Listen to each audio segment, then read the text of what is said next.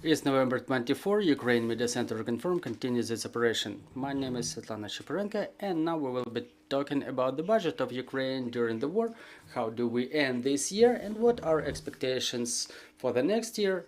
Joining us online is Serhii Marchenko, the Minister of Finance of Ukraine. Good afternoon, Mr. Serhii. Good afternoon. So, Mr. Serhii, how do we end this year? To what extent the results of this year correspond with the expectations and the forecasts for the end of this year? Well, we end this year quite in a stable manner. We have certain uncertainty regarding the aid from the United States. The Congress is reviewing this issue. I think that the decision will be taken shortly. However, we have understanding of how do we fund our priority expenses, specifically security and defense sector, then pensions, social expenses, salaries of teachers and medics. We have understanding how do we close this difficult year, and I hope that all of the measures that were planned will be taken to the full extent. Well, the level of GDP, the level of inflation that were forecasted a year ago, for what I understand, the situation is better than the forecast. So what did help us to stabilize those indicators? Well, you know, we better don't evaluate the macroeconomic indicators in a linear manner. Yes, we achieved the decrease of inflation from 26 to 6 and to 5% this year, but at the same time, the currency exchange rate has strengthened. So-called managed flexibility mode was imposed, but from the point of view of the budget, we evaluate the macroeconomic indicators in a little bit different way. You know, stable hryvnia strengthening the way it influences our income. You know, the situation may be a little bit different here. This is why we evaluate the macroeconomic indicators just as they are. We don't influence the macroeconomic situation, the macroeconomic forecast. We as a Ministry of Finance, as an authority responsible for formulating the budget policy, we just cope with the existing reality and we work with the existing indicators. Budget for the year 2024, to what extent it corresponds with the needs of the state and the funds allocated for the defense of the country, are they sufficient?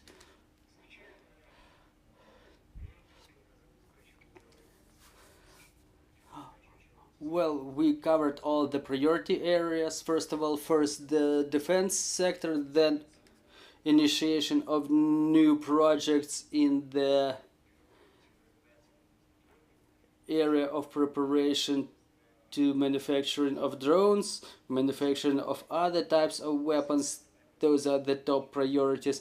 Then, as I mentioned, the social expenses, and in response to a question whether the funds allocated for defense sector are sufficient, well, during the war they are never sufficient, but can we provide more? We collected all the taxes and we forwarded to the defense sector. Everything that we were able to borrow in the internal market was channeled at the defense sector as well. So it's the top level of our capabilities for the time being. We have to realize it. This is why we stand for the rational use of resources in the sector of defense. This is the key pressing issue now, and we will be interested in receiving the maximum result from the resources that we have. Well, talking about the resources, tax administration and customs are the most important bodies in replenishing the budget. What will be their role next year? How did they work this year? And what can be done to improve the efficiency of those bodies? Well, this year we expect the tax administration to fulfill the forecasted plan the customs is catching up with the indicators that resulted from the difference in currency exchange rate. You know, the rate part significantly influenced the proceeds from the customs, but they demonstrate pretty good results within the next couple of months. I think that even if they don't catch up fully, they will catch up pretty significantly. Also, in cooperation with the International Monetary Fund, we expect to increase our income parts. We prepare the strategy of government proceeds until the year 2030 that will include the administrative measures, the measures of formulating policies, and reinforcement of such bodies as tax administration and customs, their staffing with professionals, digitalization of processes, implementation of risk-oriented approaches, and implementation of European legislation. In fact, we will replace our administrations, our agencies, with the ones that work in accordance with European standards. We've done a lot in this area, and we still have to adapt our tax administrations so it works in compliance with the legislation of the European Union. To what extent Ukraine will continue being dependent on the international support, and what programs do we expect to be implemented in this area next year? Well, we are very dependent on the external aid. This dependency is measured at the level of 41 billion United States dollars. Next year, it includes the support by the International Monetary Fund. We expect for the aid from European Union. There are negotiations to establish a 3-year program for Ukraine, and we also hope for the aid from the United States. We have understanding that there will be aid provided by the government of Japan, by the government of Great Britain. We are also in negotiations with the government of South Korea, with the government of Canada, and other countries of G7 to create a necessary pool, because it's one of the pressing issues for the time being to provide country with an opportunity to get a stable situation in the area of finance, stable macroeconomic environment, and it also creates grounds for our armed forces to fulfill their job properly. What are the requirements set by our international partners to have this aid continuing? Well, I wouldn't say there are certain requirements set for us, but I would say that in coordination with our key partners, we work on the key reforms that are supposed to be implemented shortly and within the medium-term perspective to, first of all, reinforce the institutional capacity of the government, ensure eradication of corruption, ensure proper operation of the local governments, to ensure the implementation of judicial reform, and to create the safe environment in which we can expect for the investments to come that will be protected by the law. So do you see any risks of decrease of aid coming from different countries due to some political changes in those countries? And if so, what are those risks and how they can be of threat to us? Well, the risks were always there, and please don't underestimate them, but every single of those risks should be worked with, because behind any delay of aid or suspension of aid to Ukraine, there are specific people, specific political forces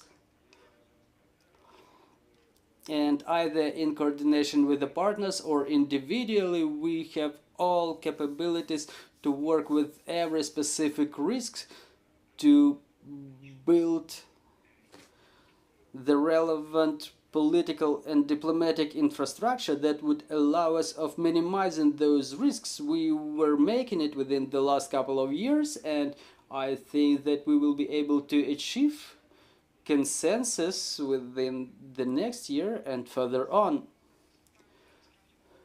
Well, financial aid is coming to Ukraine in huge amounts, really.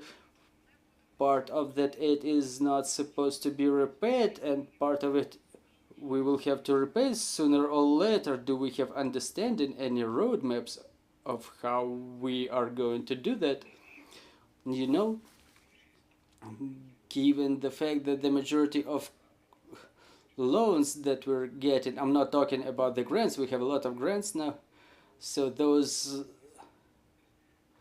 loans that we raise, we get them at under preferential conditions, and they are of long-term nature. The term of repayment varies from 15 to 30 years. For example, European Union loans are 30 years maturities. So thinking now about repayment of debts within 30 years is not worth it. By that time, I hope we will be a country capable of repaying all those loans quite efficiently. We will be a developed European countries that would be able to normally service that war debts that were borrowed recently. Well, and to wrap it up, what is the financial situation that we expect during the year 2024? Well, we should expect the situation to be stable, but it all depends on our capabilities to raise financial support, and it will also depend on the situation in the front lines, because a lot depends on the situation in the battlefield. It defines the nature of all relations within the state, and we have to build all of our forecasts based on the situation in the battlefield, on the development of our military campaign. This is why, even given the unchanged approach, the situation from the point of view of finance will be fully covered, and I hope our partners will find a solution to support Ukraine in year 2024. And what are the priorities that Ministry of Finance identified for itself for the year 2024? The priority is obvious: to cover the basic needs of the state, to ensure the funding of necessary expense articles, to ensure the proper operation of customs and tax administrations.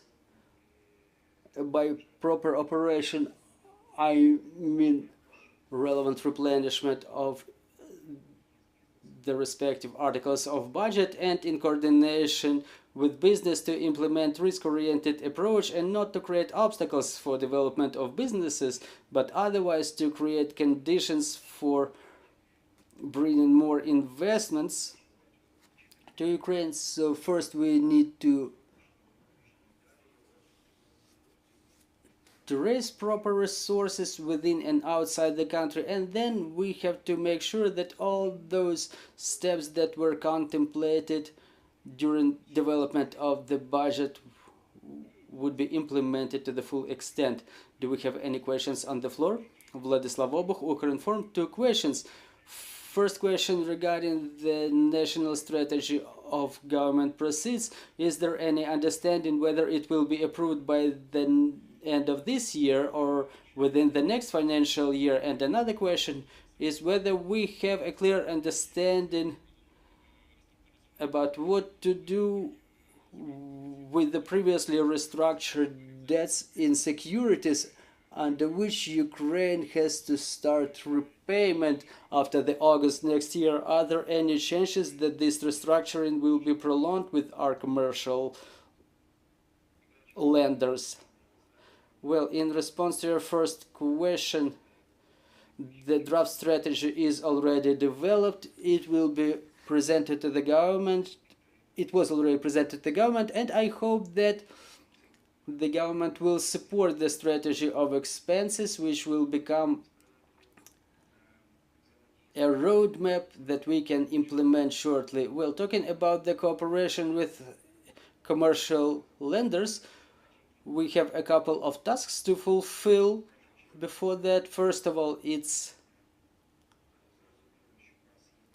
clear that we have a lot of uncertainties, and we cannot say what the situation will be next year, in year 2025, and it identifies the nature of our cooperation with the investors. On top of that, we want to preserve the capability of access to the capital markets. It's important for the post-war recovery.